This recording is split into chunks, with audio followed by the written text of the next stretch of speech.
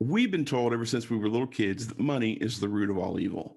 And I think that that predisposed a lot of us to really have a poor mindset when it comes to money. In fact, it probably made a lot of us shy away from people who were wealthy. And that caused us to continue to make poor decisions when it comes to money because we didn't surround ourselves with wealthy people. We were actually not prepared for living in a real world with real finances and real ramifications. So that financial illiteracy predestined us to be broke. And that's not healthy. So today we're going to be talking about this myth of money being the root of all evil, where it came from, and what we can do about it, all in today's Success Lifestyle Mindset podcast.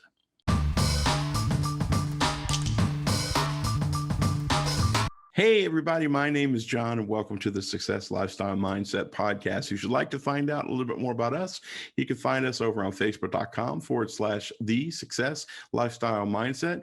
You can also find us on Anchor.fm, TikTok, and YouTube, all at the Success Lifestyle Mindset. So let's talk about money. We were told when we were kids that money is the root of all evil. Now, I have a question. Did you believe that? Do you think it's true? It feels true. It sounds true because we've been told that ever since we were kids. But in all honesty, it's a false statement. The real statement is the love of money is the root of all kinds of evil. Now, the crazy thing is that might not sound any different, but it's a real subtle distinction. Having money is not bad. Building wealth, generating wealth is not bad. Being someone who has a lot of money is not bad.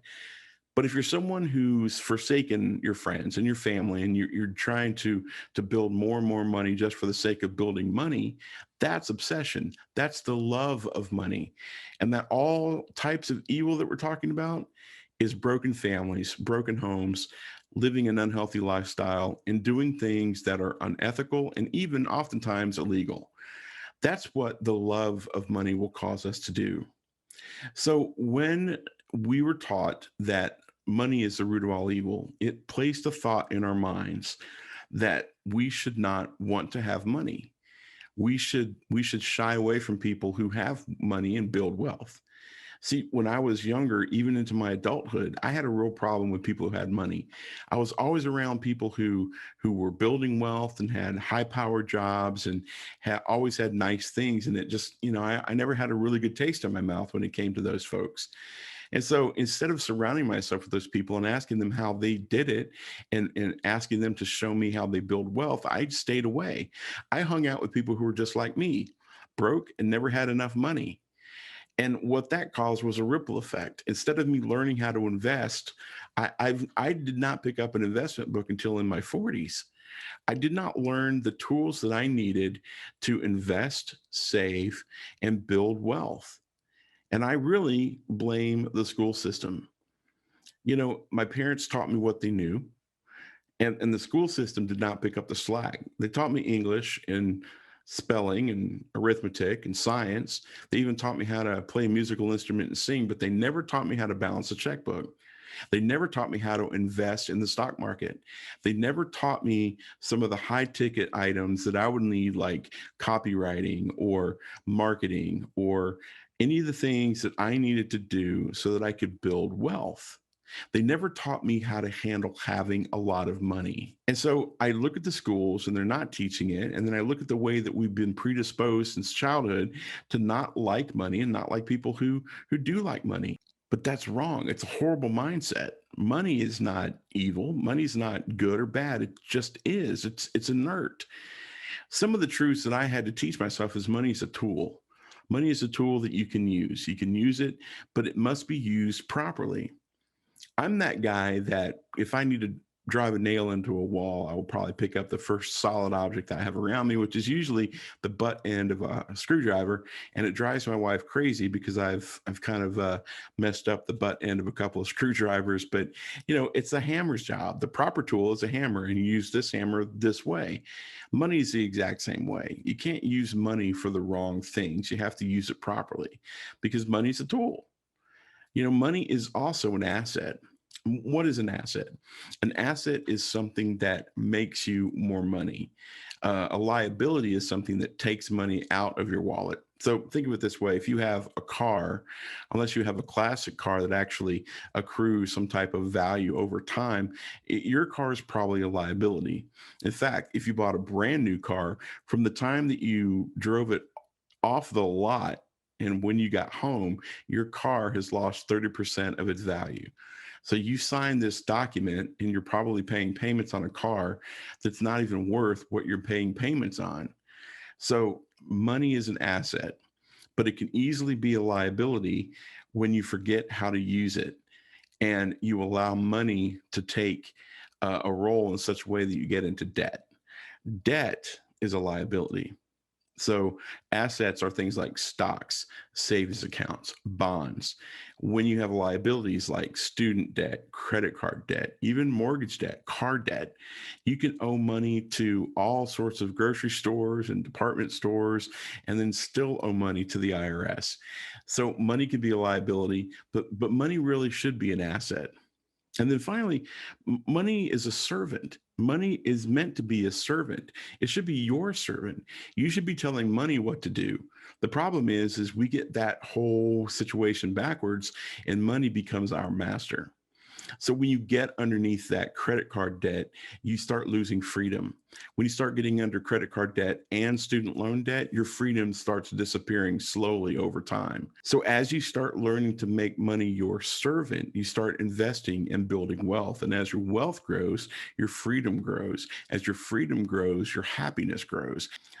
There's a mentor of mine who says if you can't afford five of them, you can't afford one of them, and I think that that's very true in most cases. There's a lot of things that you want to buy, like the newest iPhone, but do you really need it? There's a lot of things that you want to buy, like the newest car, but do you really need it? Money is a servant, but the problem is we've got it backwards, and money typically becomes our master. So, what are some things that you can do if you find yourself upside down in that? So, what are some things that you can do if you find yourself upside down in that equation? How can you turn money into a tool that you can use as an asset so that you can become money's master and it can be your servant, not the other way around? Well, it's simple. You have to understand that money is neither good nor evil. It just is. It really just comes down to your mindset and how you think about it. If you think money is evil, you're always going to be shying away from it. You're not going to be wanting to invest it, and you're certainly not want to get more of it.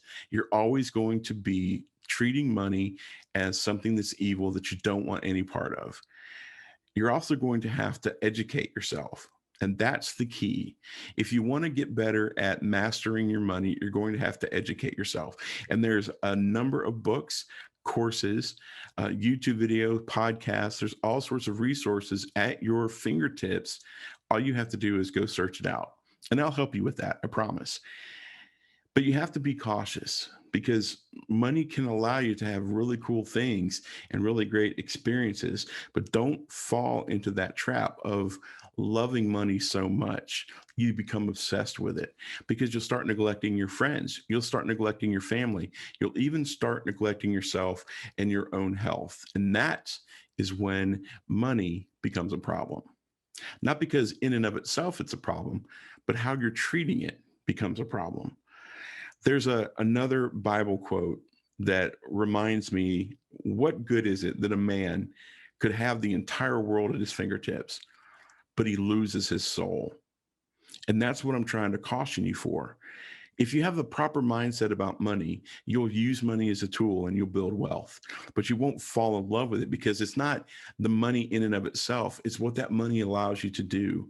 Money is freedom. The more freedom you have, the more time you can spend with your family and your friends and do the things that matter to you, not the things that you have to do so that you can pay your bills. So I want to give you some tools that you can use to help change your mindset about money and make sure that you understand that money is not evil, that money in and of itself is a tool that you can use to build assets and be its master and not the other way around. The first thing I would encourage you to do is you go to successlifestylemindset.com/money books, all one word.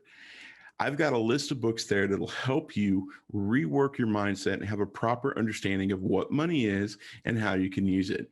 The first three I would encourage you to read is The Psychology of Money. It'll help you kind of reset your mindset when it comes to why you think what you think about money. The second one would be The Richest Man in Babylon. It's a book that will teach you how to think about money in the right way from stories that happened hundreds of years ago.